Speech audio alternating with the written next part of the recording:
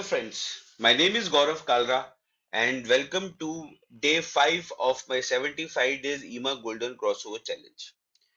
Before we do the analysis of today's trade, मैं आप लोग के साथ आज अपने इस चैलेंज के कुछ रूल शेयर करता हूं। रूल नंबर 1 ये है कि मैं ये चैलेंज निफ्टी 50 इंडेक्स में कर रहा हूं और मैं जो टाइम फ्रेम फॉलो कर रहा हूं वो है 3 मिनट्स का time frame.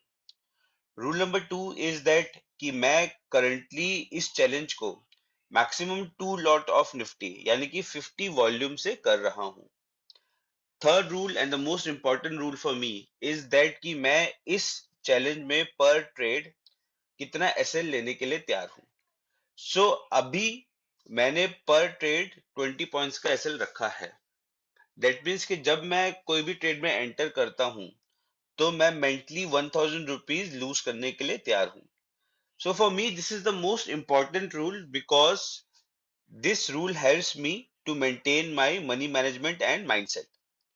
And the fourth rule is that कि मैं इस चैलेंज में अपने सेटअप के अकॉर्डिंग एक दिन में मैक्सिमम 6 बार ट्रेड करूंगा। दैट मीन्स अगर एक दिन में मेरे सारे के सारे ट्रेड्स में एसएल हिट होता है, so mentally I am ready to lose 6000 rupees in a day. ये हैं चार चार रूल्स जो मैं इस चैलेंज में फॉलो कर रहा हूं। अब इस चैलेंज में मैं कब अपने सेटअप के अकॉर्डिंग एंट्री लेता हूं और किस सिनेरियो में मैं अपने ट्रेड से एग्जिट लेता हूं, इसके बारे में आने वाले कुछ दिनों में मैं आपके साथ शेयर करूंगा। तो चलिए चलते हैं और आज के ट्रेड्स की एनालिसिस करते हैं।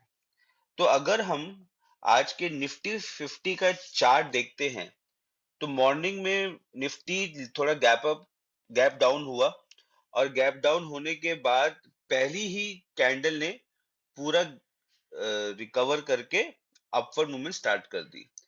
अगर हम पहली ही कैंडल की को मेजर करते हैं तो वो ऑलमोस्ट 780 पॉइंट्स की बनी थी, बट उसके बाद पूरा का पूरा निफ्टी जो है वो साइडवेज चला गया।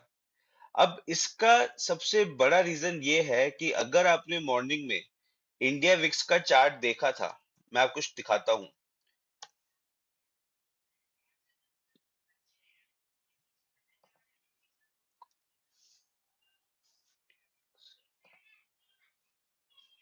हाँ, तो अगर आपने मॉर्निंग में इंडिया विक्स के चार्ट को अगर आपने ऑब्जर्व किया होगा तो पहली ही जो कैंडल है उसमें जो विक्स है वो ऑलमोस्ट 7% शूट अप हुआ है।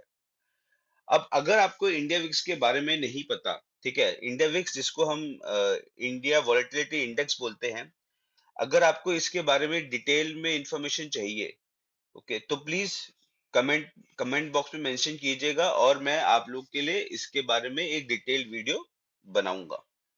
सो नॉर्मली अगर इंडिया विक्स जब फर्स्ट कैंडल में इतना ज्यादा शूट अप करता है, इसका मोस्टली ये मतलब हो सकता है कि आज का दिन साइडवेज टू वोलाटाइल रह सकता है।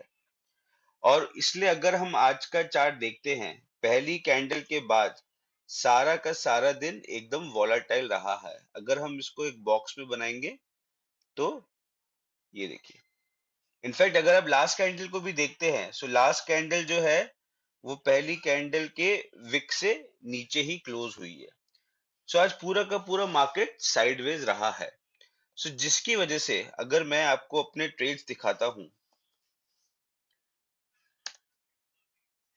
तो इसकी वजह से मुझे अपने ट्रेड्स में बहुत ही फ्रीक्वेंटली एंट्री और एग्जिट मिल रहा था और इस वजह से मेरे ट्रेड्स के अंदर एसएल हिट हो रहा था।